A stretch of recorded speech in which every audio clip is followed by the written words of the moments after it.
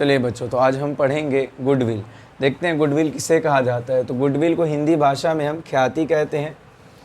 ख्याति एक अमूर्त संपत्ति है जो व्यवसाय और ग्राहक के अच्छे संबंध से बनता है, जैसे सही कीमत और अच्छा व्यवहार।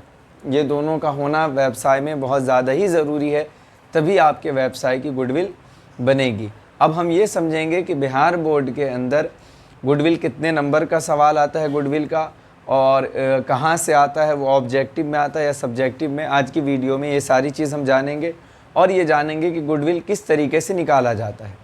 तो पहले हम समझ रहे हैं गुडविल के बारे में अगर सही तरीके से, तो गुडविल एक अमूर्त संपत्ति है। वो संपत्ति है जो नहीं दिखती है। सबसे ज़्यादा इसको याद रखिएगा, ये एक इंटेंजिबल एसेट्स है जो कि नहीं दिखने वाली संपत्ति है। और ये बनती कैसे है? तो व्यवसाय के अंदर व्यवसाय और ग्राहक के अच्छे संबंध। कैसे संबंध अच्छे? तो इस तरीके से कि सही कीमत और अच्छा व्यवहार, ये दोनों का होना बहुत ज़्यादा ज़रूरी है। कि सही व्यवसाय के अंदर जो भी लोग काम कर रहे हैं उनका व्यवहार भी बहुत अच्छा हो, और व्यवसाय के अंदर जो सारी चीज़ें हम बेच रहे हैं उनकी कीमत भी बहुत सही हो, तभी हमारा एक अच्छा गुडविल बनेगा। और गुडविल से बहुत सारे फ़ायदे हैं मार्केट के अंदर। और आज की वीडियो में हम ये जानेंगे कि गुडविल क्यों निकाला जाता है और कौन कौन से समय पे हमें गुडविल निकालने की ज़रूरत पड़ती है, साझेदारी के अंदर कब हमें गुडविल की ज़रूरत पड़ती है। तो अब हम ये देखेंगे कि ख्याति कितने प्रकार की होती है। तो यहाँ देखिए, ख्याति दो प्रकार की होती है। ख्याति दो प्रकार की होती है। एक क्रय की गई ख्याति, मतलब कि खरीदी गई ख्याति, और एक ख्याति स्वयं उत्पन्न की गई ख्याति। इसके बारे में पहले जान लेंगे। जो क्रय की गई ख्याति है, यह लेखा पुस्तकों में दिखाया जाता है। इसकी एंट्री हम लोग पुस्तक में करेंगे और इसका हिसाब किताब दिखाएंगे। और स्वयं उत्पन्न की गई ख्याति का कोई लेखा नहीं होगा, कोई किताब में नहीं दिखाया जाएगा। समझेंगे कि स्वयं उत्पन्न की गई ख्याति क्या है, और ये समझेंगे कि खरीदी गई ख्याति क्या है। अगर सही तरीके से आप देखें तो वो ख्याति जो हम खुद व्यापार कर खुद अपने व्यवसाय के अंदर अच्छे व्यवहार से सही कीमत से बनाते हैं, वो स्वयं उत्पन्न की गई ख्याति होती है।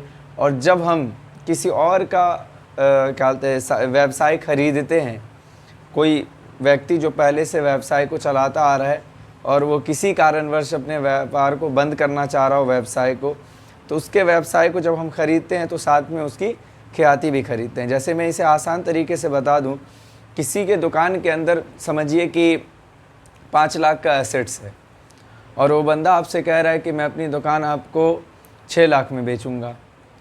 तो हमारा सवाल उससे बनता है कि 1 लाख रुपए एक्स्ट्रा क्यों ले रहे हैं आप? तो ये जो 1 लाख रुपए एक्स्ट्रा हम पे कर रहे हैं उसको, तो वो जो इतनी दिनों से उस व्यवसाय को चला रहा है और उसके अच्छे व्यवहार से, सही कीमत से जो व्यवसाय के अंदर लोग आ रहे हैं, और दुकान का एक नाम है। सही तरीके से अगर आप देखें तो आप किसी नई दुकान को देखें और किसी पुरानी दुकान को देखें, तो नई दुकान के अंदर जो लोग बैठते हैं वहाँ धीरे धीरे लोग आना शुरू होते हैं, और पुरानी दुकान में लोग जानते ही हैं और वहाँ बहुत सारे लोग जाते हैं। तो ऐसे में जो बंदा पहले से दुकान चला रहा है तो उसकी दुकान एक लोग जान चुके हैं और उसकी दुकान की एक पहचान भी बन चुकी है मार्केट में। तो ऐसी हालत में जब वो अपने व्यवसाय का 1 लाख रुपये आपसे एक्स्ट्रा ले रहा है, तो वो 1 लाख रुपये आपसे अपने गुडविल का ले रहा है। तो जब हम उससे 1 लाख रुपये एक्स्ट्रा दे रहे हैं तो हमारी क्रय की गई ख्याति हो गई। जैसे कि साझेदारी के अंदर भी जब कोई नया साझेदार आता है व्यवसाय में, तो उसे ख्याति का पैसा पे करना पड़ता है।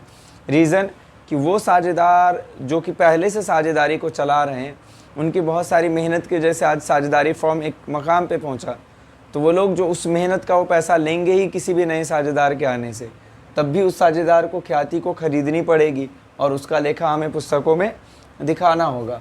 पर जो खुद स्वयं उत्पन्न करे, चूँकि उसको तो कहीं दिखाना ही नहीं है, तो यह इसका लेखा पुस्तकों में दिखाना भी नहीं है, क्योंकि उसका कुछ पैसा ही नहीं पे हुआ।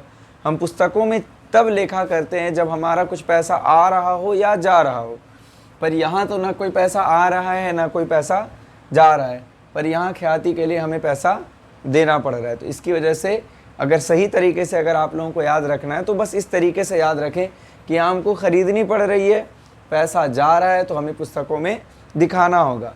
यहाँ हमने स्वयं उत्पन्न किया है, खुद से ख्याति बनाया है अच्छे व्यवहार से और सही कीमत और बहुत सारी चीज़ों से, तो यहाँ हमें कोई पैसा पे नहीं करना पड़ रहा है। तो जब हमारा ना कुछ आ रहा है ना कुछ जा रहा है, तो हमें पुस्तकों में दिखाने की कोई ज़रूरत है ही नहीं।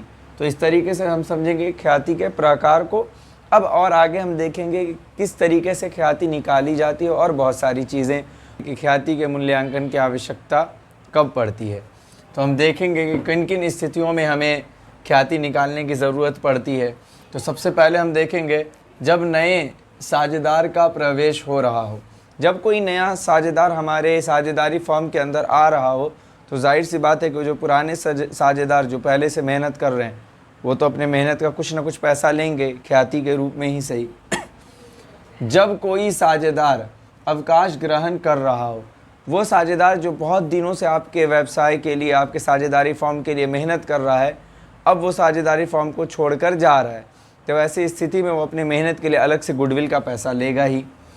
जब किसी साझेदार की मृत्यु हो जाए, मानिए कि आपके साझेदारी फॉर्म में बहुत सारे साझेदार हैं और उनमें से किसी साझेदार की मृत्यु हो जाए, तो मृत्यु की स्थिति में हमें उनका पैसा पे करना होगा। चलिए बच्चों, तो अब हम ये देखेंगे कि किस तरीके से गुडविल निकाला जाता है। तो आसान तरीका है इसका कि पहले हम औसत लाभ निकाल लेंगे, एवरेज प्रॉफिट, और उसके बाद फिर एवरेज प्रॉफिट निकालने के बाद नंबर ऑफ़ ईयर्स परचेज से हम मल्टीप्लाई करेंगे तो हमारा गुडविल निकल आएगा। हम यहाँ देखें तो 2018 से लेकर 2022 तक का हमारे पास प्रॉफिट है। ये 5 सालों का प्रॉफिट है, 21,93,000 रुपये। तो 5 साल के पूरे प्रॉफिट को लेंगे हम और नंबर ऑफ़ ईयर्स से हम डिवाइड करेंगे, तो हमारा ये आंसर निकल कर आएगा 4,38,600 रुपये। उसके बाद फिर नंबर ऑफ़ ईयर्स परचेज जो हमें दिया रहेगा गुडविल के लिए, जितने सालों के लिए कहा जाएगा निकालने के लिए, फिर हम एवरेज प्रॉफिट से उसे मल्टीप्लाई करेंगे तो हमारा यहाँ गुडविल निकल आएगा।